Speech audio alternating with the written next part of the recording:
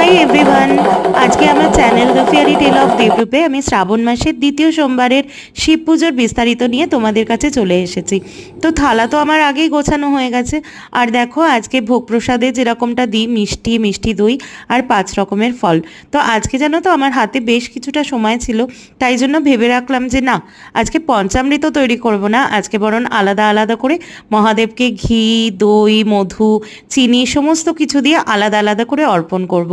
শ্রাবণ মাসে মহাদেবকে তুষ্ট করার মজাটাই আলাদা। আর শেষে দেখো আমি অ্যাজ ইউজুয়াল দুধ আর গঙ্গা জল দিয়ে শিবলিঙ্গকে স্নান করিয়ে দিচ্ছি। আর তারপরে দিয়েছি দেখো সুগন্ধি জল। সুগন্ধি জলটা তোমরা রোজ ওয়াটার, কেওড়ার জল, আরও বিভিন্ন সুগন্ধি জল দিয়ে তৈরি করতে পারো। এবার আমি মহাদেবকে শৃঙ্গার করিয়ে নিচ্ছি। আর ওনার শৃঙ্গার তো ভীষণই সিম্পল, দেখো আকন্দ ফুল, ধুতরা ফুল, বেল ফল এইগুলো দিয়ে।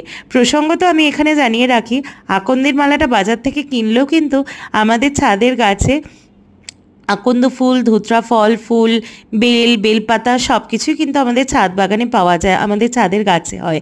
আর প্রথমে যেরকমটা বললাম হয়তো যে প্রথম সোমবার যেরকম সাদা আতপ চাল আর কি দিতে হয়, আর দ্বিতীয় সোমবার দিতে হয় সাদা তিল।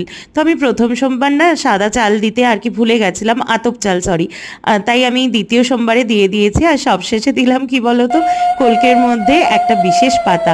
সেই পাতাটার তো নাম বলবো না, কারণ এতে মহাদেব সন্তুষ্ট হন, কিন্তু আমরা তো তুচ্ছ মানুষ, আমাদেরকে সবসময় কিন্তু সচেতনভাবে থাকতে হয়। আর লাস্টে ভালো করে ধূপ প্রদীপ দেখিয়ে দিই।